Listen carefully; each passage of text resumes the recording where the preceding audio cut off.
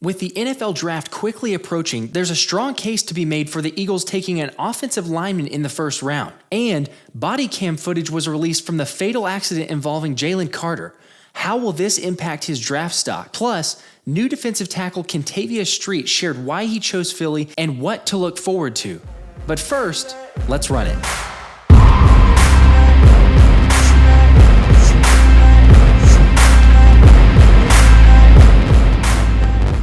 Happy Monday, and I hope you all had a great weekend. I'm Josh Davis, and I cover the Birds, so make sure to like and subscribe, turn the notifications on so you'll be caught up to date on all the latest Eagles news. A big happy birthday to Brandon Graham, BG. He turned 35, and he is now the longest tenured sports athlete in Philadelphia. So for 13 seasons, BG has been in Philly, and we're really excited about that. And also, if you didn't catch it, left tackle Jordan Mailata sang him happy birthday.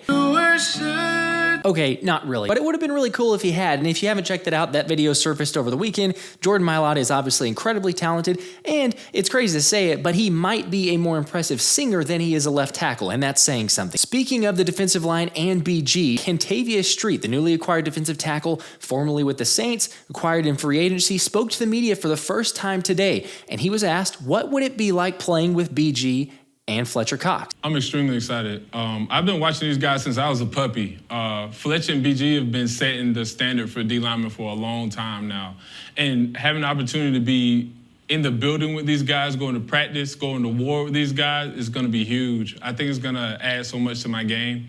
Just being able to pick their brains, see what they see, react on how they react, pass rush how they pass rush, try to add that to my game. I know I can only, get better. I can only add to what Fletcher's been doing, what BG's been doing, just to go in here and to fulfill my role to the utmost capabilities that I can do. BG and Fletcher, guys that he's looked up to for a long time, so the excitement to actually go out there and play with them is really cool, and I can't wait to see him out there on the field because I think that we're in store for some pretty positive performances. I don't know if we'll get anything crazy because, again, this is a rotational player that you signed, but everything that we heard from the press conference was fantastic, and he spoke about why he came to Philly. First off, it's amazing being an Eagle right now. I just had a tour of the facility, meeting everyone, all the personnel and everything, and they built something truly special here.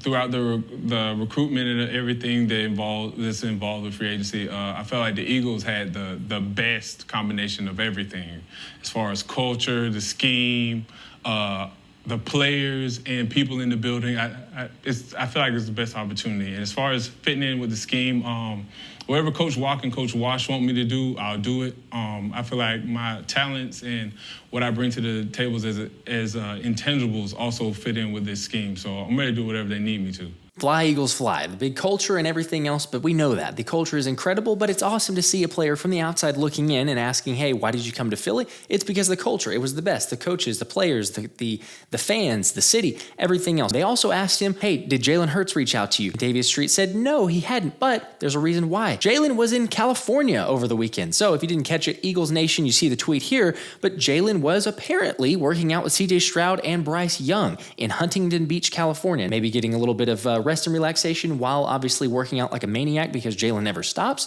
But it's interesting to see. He's working out with some top potential picks in CJ Stroud and Bryce Young, and I can guarantee you those two are all the better for it. But anyway, he was too caught up with that, so he hasn't gotten around to congratulating or wishing Kentavious Street well and welcoming him to the team. I'm sure it's only a matter of time. We keep asking ourselves, and we'll continue to until we get to draft night, really, what position will the Eagles draft first? But if you take a look at the article from the Philly Voice of Jimmy Kempski here, he was asked the question is, who do you think that's going to be? And he says here, quote, I'm beginning to lean towards the Eagles' first pick being used on an offensive tackle who can also play guard in the short term. As you note, they lack depth along their line. If you think about the two recent seasons that cost head coaches their jobs, namely 2020 and 2012, the offensive line suffered a bunch of injuries and the team did not have adequate depth, turning their offense through those years into outright disasters.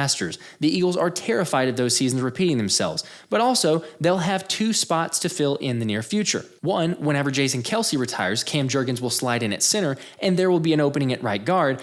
And 2, whenever Lane Johnson retires, probably not for at least 2 more years, there will be a hole at right tackle. Jamie goes on to mention a couple different options, how we know that Howie Roseman and Jeff Stoutland love to build in the trenches. That's been his MO for years. We know that. But it's a great point he brings up. You're taking a look and saying Jason Kelce is probably only going to play 1 more year. As close as he came to considering retirement, mulling it over, I don't know that he's going to go play another season. So there's going to be a potential fill of whether it is a center or right guard, depending on what happens with Cam Jurgens, but then also Lane Johnson. And yes, Howie always likes to plan ahead. Plus, he mentions earlier in his topic or his argument of the injury bug, and that's always something that comes across. If you didn't catch it, I think it was earlier this week, but the NFL came out with a report that the Eagles were the 3rd healthiest team. If you just take a look at recapping all of last season, 3rd healthiest in terms of injuries. And injuries are always cyclical. You kind of get lucky with those. Yes, you have great training staffs, and the Eagles do. They have a phenomenal one, but it is a little bit of a luck game, and whether you're in the right position or the wrong position at a certain time really can almost turn your season on its head. So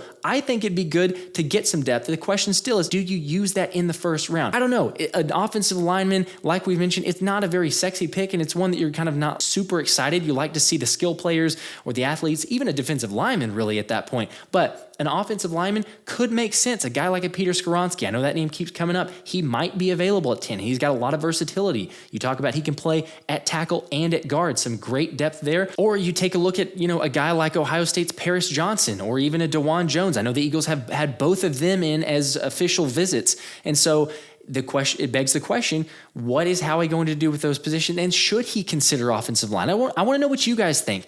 Me personally, as I consider it, I'm like, yeah, it makes sense long-term, and it makes sense what Howie likes to do. But he's been kind of putting these little subtle hints that it may be a different draft, or we might expect something unexpected. And so if I'm expecting something unexpected, I'm saying, you know what? He's maybe not going to go with the trenches, at least in one of the first 2 picks. So we'll have to see, but curious to know what you guys think. If you didn't catch it over the weekend, Darius Slay and his wife Jennifer, they had been in Dubai. They just got back. They were traveling apparently with Dominic Sue and his family, but Slay took the time to actually get back on his podcast, because he has a weekly podcast on The Volume, and share how close was he actually to leaving Philly. But one thing I almost didn't know now, I was almost this close. A Baltimore Raven, I was this close. But, I wanted to be Eagle. I stayed an Eagle because I know me and Howie was going to figure something out. But the Baltimore Ravens was the first team that called, and they offered just what I wanted. And I just said, hey, the Eagles do that, I'm going to stay an Eagle. So it was nice now, man. I almost was a Raven. I was almost a different bird. Always cool to get a behind-the-scenes look, and I appreciate Slay for actually letting us know, because, again, reports were that the Ravens were interested, but I don't think we quite knew how close it was. But apparently, yeah, he's got an offer from the Ravens, came back to Howie, they got something done in the 11th hour, and thankfully salvaged that, because I think, obviously, as we've seen, too, the reports have come out, C.J. Gardner-Johnson was done, and Howie had kind of moved on. So thankfully, that happened, be able to solidify Slay, and questioning now, who do you pick up in the draft because of it? Speaking of the draft, Jalen Carter, there was a new video released of the Bodycam footage. And so this probably was available to NFL teams because they have their sources, quite honestly. I mean, let's be honest. They have a lot more sources than we do. So a lot of the teams probably already saw this, but it's now been made available to the public. And so if you look at it, it is pretty concerning. I mean, you're taking a look at a guy here who was involved in an incident in January, and for speeding, reckless driving, unfortunately and very sadly ended up having a teammate that was killed in the racing car crash that happened. But now you get a look or a glimpse at what transpired after and what was the officer asking Jalen, what were his responses. And in the body cam video, it includes Carter denying that he was racing. An officer asked him, were you racing to Waffle House? Because I can tell you right now by the look at the damage on the car that you were moving. And then Carter said, I wasn't racing. And Carter later can be heard speaking on the phone to someone who called while he was being questioned. And he said, I feel like he's trying to get something out of this or something, Carter said. And then the officer replied, I'm not trying to get anything out of you. I'm just trying to figure out how this happened and what you saw of it. It's a really concerning situation, and you can watch it. I've got the link in the description. Basically, I mean, you could argue, yes, maybe he's shaken up, and I would be, anybody probably would be if you've been involved in some sort of accident like that. But a guy like this, I mean, you're on the center stage, and this is kind of, for right, wrong, or indifferent, it's what you sign up for whenever you're being considered for the NFL. You're going to get interviewed. They're going to dig up tweets. They're going to find stuff in your history that you had completely forgotten about. But this is a very recent incident, and sadly, this is going to be poured over by many, many investigative reporters, many private investigators, to get the best info that you possibly can. So with this coming to light, now maybe it begs the question of, is this why some teams are saying, no, we're not really considering Jalen. We really don't want to draft him. He's off our board. Or you could make the argument of, is this to try to throw teams off the scent? So Mike Florio of Pro Football Talk, he brings it up here, and you see, he says, as the draft approaches, it remains to be seen whether and to what extent it hurts him. One dynamic is always true. Teams that secretly want him will traffic in rumors that he's dropping so that they might be able to get him. Likewise, teams that don't want him will push the idea that all is well so that a team drafting higher burns a pick on him, pushing a more desirable prospect farther down the board. That's an argument that could be made. I really don't know at this point. If you were to ask me, and I've said it many times, skill-wise, he's great, and I think it would be a guy that you'd consider. I mean, if there's no other concerns, there's no way he's making it to 10, but now it's starting to seem like it's going to be a realistic possibility that Jalen Carter could be sitting there at 10, and the only way that I'm on board with this is if the Eagles draft, I've got to believe they did all their due diligence, all their investigating that they can, and said, you know what, we're good. He's no issues as far as the character. Yes, he was involved in an incident, but we're giving him a second chance. We believe him. And let's not forget, they have a little bit of an extra inside scoop because they've got a guy like Jordan Davis and Nakobe Dean, who are very good friends and were captains on that team when they were there at Georgia. So maybe they have a little extra insight and they can get some more answers or word from them that other teams aren't privy to. Another interesting piece too that happened today was Adam Schefter broke some news saying Georgia defensive tackle Jalen Carter is visiting the Bears today. It is his second visit, with him already having visited the Eagles.